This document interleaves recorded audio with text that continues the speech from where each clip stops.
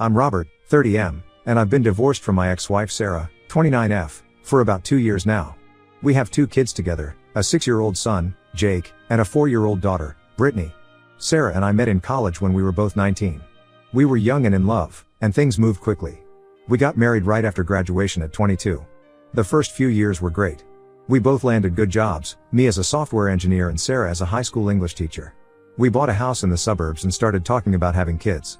Jake came along when we were 24, and Brittany followed 2 years later. But things started to change after Brittany was born. Sarah struggled with postpartum depression and quit her teaching job to stay home with the kids. I supported her decision, thinking it was temporary. But as months turned into years, Sarah showed no interest in returning to work. Our relationship became strained. We argued constantly about money and childcare. Sarah complained that I worked too much and didn't help enough at home. I felt frustrated that I was shouldering all the financial burden while she spent her days at yoga classes and coffee dates with friends. Looking back, I can see we were both at fault. I buried myself in work to avoid the tension at home. Sarah felt isolated and resentful. We stopped communicating and drifted apart. When Brittany was 2, Sarah told me she wanted a divorce. I was shocked but not entirely surprised. We tried counseling for a few months, but our hearts weren't in it. We finally decided to end things as amicably as possible for the kids' sake. The divorce wasn't great, but we managed to keep things civil. Sarah got primary custody, with me having the kids every other weekend and one evening during the week. This arrangement made sense at the time since Sarah was still a stay-at-home mom and I worked long hours. As part of our settlement, I agreed to pay a significant amount in child support and alimony each month. It's nearly 40% of my take-home pay. I wasn't thrilled about it, but I wanted to make sure my kids were taken care of. Sarah's lawyer argued that she had sacrificed her career to raise our children, so she deserved support while she got back on her feet. For the first year after the divorce, things seemed to be going okay. Sarah and I didn't talk much except about the kids, but that was fine with me. The kids seemed happy and well-adjusted when they were with me. Jake was doing well in school, and Brittany was her usual bubbly self. But about 6 months ago, I started noticing some odd things. Jake mentioned that they were eating a lot of frozen dinners and fast food at Sarah's house. He complained that he missed the home-cooked meals Sarah used to make. Brittany whined that her shoes were too small, but Sarah kept saying she couldn't afford new ones. This didn't make sense to me. With the amount I was paying in support, Sarah should have had plenty of money for groceries and basic necessities for the kids. I tried talking to her about it, but she brushed me off. She said the kids were exaggerating and that everything was fine. I wasn't totally convinced, but I didn't want to push it and risk messing up our co-parenting relationship. Then last month, Jake left his tablet at my house after a weekend visit. He asked me to bring it to school for him the next day. I agreed, but when I picked it up, I noticed it was unlocked. I know I shouldn't have looked, but something made me open his recent photos. What I saw left me stunned. There were dozens of pictures of Sarah and some guy I'd never seen before. They were clearly a couple, hugging, kissing, hanging out with my kids. That itself wasn't a huge deal. We're divorced, she can date. But what shocked me were all the pictures of them at fancy restaurants, on vacations, wearing expensive clothes and jewelry. I scrolled back through months of photos. Trips to Hawaii, Disney World, skiing in Colorado. Designer bags, new cars. There were selfies of Sarah and this guy on a yacht, at exclusive clubs, at what looked like high-end charity events. Meanwhile, my kids were wearing too small shoes and eating microwave dinners. I was furious. I immediately called my lawyer and showed him the photos. He agreed it looked like Sarah was misusing the child support and possibly committing fraud. He advised me to gather more evidence before confronting her. Over the next few weeks, I dug deeper. I had my lawyer subpoena Sarah's bank records. What we found was even worse than I imagined. Sarah had been funneling almost all the child support money into a separate account. She was spending less than 20% of it on the kids. The rest was going to lavish vacations, shopping sprees, and gifts for her boyfriend. To make matters worse, I discovered that Sarah had actually gotten a job about 6 months after our divorce. She was working as a marketing coordinator for a local company, making a decent salary. But she never reported the income, so I was still paying alimony based on her being unemployed. Between that and the child support, she was raking in over $100,000 a year tax-free. I was livid. All this time I'd been working overtime and living in a tiny apartment to make those support payments. I'd canceled my gym membership, stopped going out with friends, even sold my car and started taking the bus to work. I thought I was sacrificing for my kids, but Sarah was using them as her personal piggy bank. The more I looked into it, the worse it got. Sarah had opened credit cards in Jake's name and maxed them out. She'd borrowed money from Brittany's college fund to pay for a luxury spa weekend. She'd even convinced my parents to loan her money for supposed medical bills for the kids, bills that never existed. My lawyer advised me to stop payments immediately and file for full custody. He said we had a strong case for fraud and misuse of child support. I agreed and we filed the paperwork last week. Sarah found out yesterday when she was served with the court documents. She showed up at my apartment screaming and crying. She said I was trying to steal her kids and ruin her life. I told her she did that to herself by stealing from our children. She begged me to reconsider, saying she'd pay it all back. I told her it was too late, I couldn't trust her anymore. She tried to guilt me by saying the kids would suffer without her. I pointed out that they were already suffering because of her selfish choices. Finally, she threatened to tell everyone I was abusive if I didn't drop the case. I laughed and told her to go ahead. I had mountains of evidence proving she was the abusive one. She stormed off, but I'm sure this is just the beginning of the fight. I know stopping support payments might hurt my kids in the short term.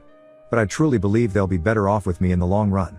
Sarah has shown she can't be trusted to put their needs first. I've already started looking for a bigger apartment so the kids can live with me full time. I'm researching schools in my area and looking into after-school programs. It'll be an adjustment, but I'm prepared to do whatever it takes to give my kids the stable home they deserve. Part of me feels guilty for not noticing what was happening sooner. I should have pushed harder when I first noticed things seemed off with the kids.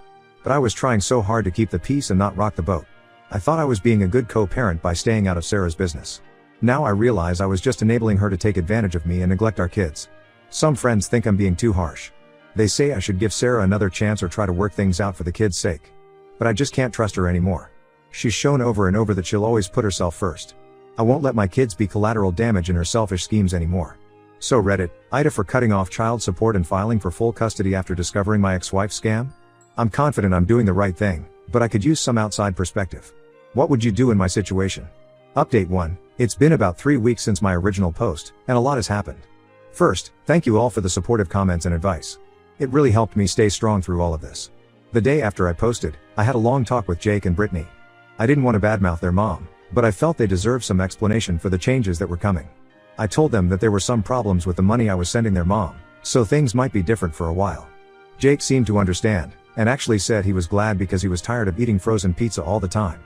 Brittany was confused but didn't ask too many questions. A few days later, we had our first court hearing. Sarah showed up with a fancy lawyer and tried to paint me as a vindictive ex trying to punish her for moving on. She claimed I was jealous of her new relationship and trying to control her life. Her lawyer argued that Sarah had been a devoted stay-at-home mom for years and deserved ongoing support. But when my lawyer presented the financial records and photos, the judge was not impressed. The evidence of Sarah's spending was damning. Receipts for $1,000 bottles of champagne, $5,000 handbags, first-class plane tickets. All while the kids wore hand-me-downs and ate junk food. The judge ordered Sarah to provide a full accounting of how she'd spent the child support money over the past 2 years. He also froze all of Sarah's accounts pending further investigation. That's when things got really interesting. Sarah's lawyer asked for a recess, and they were gone for over an hour. When they came back, Sarah looked pale and shaken. Her lawyer asked to approach the bench, and after a whispered conversation, the judge called a halt to the proceedings. He ordered us to reconvene in 2 weeks and told Sarah to be prepared with a complete financial disclosure. I was confused, but my lawyer seemed excited. He said it looked like Sarah's lawyer had realized how bad things were and was trying to buy time to negotiate a settlement. I was skeptical. Sarah had seemed so confident before. What could have changed? I found out a few days later when I got a call from a number I didn't recognize. It was Sarah's boyfriend, Mark. He said he needed to talk to me urgently. Against my better judgment, I agreed to meet him at a coffee shop. Mark looked terrible, like he hadn't slept in days. He told me that he had no idea about Sarah's scam until recently. He thought all the trips and gifts were from her teaching salary and some family money. When he found out the truth, he was horrified. But it got worse. Mark said that Sarah had been pressuring him to marry her for months. He kept putting it off, saying he wasn't ready. Now he knew why she was so desperate. She needed to be remarried before the 2-year mark in our divorce when her alimony would decrease. The real bombshell came next. Mark said that about a year ago, Sarah had told him she was pregnant. He was excited but nervous about becoming a dad. But as months went by and Sarah didn't show, he got suspicious. He snooped in her email and found messages with a fake belly manufacturer. Sarah had been planning to fake a pregnancy to pressure him into marriage. I was stunned. I knew Sarah could be manipulative, but this was a whole new level. Mark apologized for his part in everything, even though he was a victim too. He said he had already broken up with Sarah and was planning to testify about her deceptions if the case went to trial. After Mark left, I called my lawyer and filled him in. He was thrilled. This was exactly the kind of evidence we needed to prove Sarah was unfit for custody. He said with Mark's testimony, we had a good shot at getting full custody and possibly even criminal charges against Sarah for fraud. I felt vindicated but also sad. How could the mother of my children have turned into such a monster? I wondered if there were warning signs I'd missed during our marriage. The next week was a whirlwind. My lawyer deposed Mark and gathered statements from several of Sarah's friends who had suspected something was off. We also got records from Sarah's job showing she'd been employed for over a year while collecting unemployment and alimony. 2 days before our next court date, I got a call from Sarah. She was sobbing, begging me to call off the lawyers. She said she'd sign over full custody and pay back every penny if I just dropped the fraud charges. I told her it was too late for that, she'd made her choices and now she had to face the consequences. The day of court arrived, and I was nervous but determined. But when we got there, Sarah and her lawyer were nowhere to be found. After waiting an hour, the judge was furious and issued a bench warrant for her arrest. It's been radio silence from Sarah since then. Her apartment is cleaned out, and none of her friends know where she is. The police are looking for her, but so far no luck. I have temporary full custody of the kids now. They're confused and upset about their mom disappearing, but I'm doing my best to keep things stable for them. Jake is angry and acting out at school. Brittany keeps asking when mommy is coming home. It breaks my heart that I don't have answers for them. My parents have been a huge help, coming to stay with us and helping care for the kids. They feel terrible for believing Sarah's lies and giving her money. They're trying to make it up to the kids now with lots of love and attention. I'm still in shock about everything that's happened. I never imagined Sarah could be capable of such elaborate deceptions. I'm angry at her for stealing from our kids, but mostly I'm sad for them. They deserve so much better. I don't know what's going to happen next, but I'm committed to giving my kids the stable, loving home they need. I've enrolled Jake in counseling to help him process his anger. I'm looking into preschools for Brittany so she can socialize with other kids her age. Financially, things are tight without Sarah's income, but we're managing. I'm working with a financial advisor to try to recoup some of the stolen money and start rebuilding the kids' college funds. It'll take time, but I'm determined to give them the future they deserve. Thank you all again for your support through this crazy situation. I'll update again when there are new developments. Update 2. It's been about 2 months since my last update, and the saga continues. Sarah is still missing, but a lot has happened. About a week after Sarah disappeared, I got a call from her sister, Amy. Amy and I were never close, and she sided with Sarah in the divorce. So I was surprised to hear from her. She said she had just gotten back from a trip abroad and had no idea what was going on. When she couldn't reach Sarah, she started asking around and heard rumors about the court case and fraud charges. I filled Amy in on everything that had happened. She was quiet for a long time, then said there was something I needed to know. She asked if she could come over to talk in person. When Amy arrived, she looked terrible, like she hadn't slept in days. She sat down and took a deep breath, then dropped a bombshell. Sarah and I hadn't been able to conceive naturally. Our kids were born through IVF. Or so I thought. Amy said that Sarah had confided in her years ago that she had cheated on me right before we started trying for kids. When she found out she was pregnant, she lied and said the IVF had worked. She did the same thing 2 years later with Brittany. I felt like I'd been punched in the gut. The kids I'd raised and loved for years might not even be mine. Amy said she had urged Sarah to tell me the truth, but Sarah always found excuses not to. Amy felt guilty for keeping this secret but didn't want to blow up our family. I was reeling. Part of me didn't want to believe it.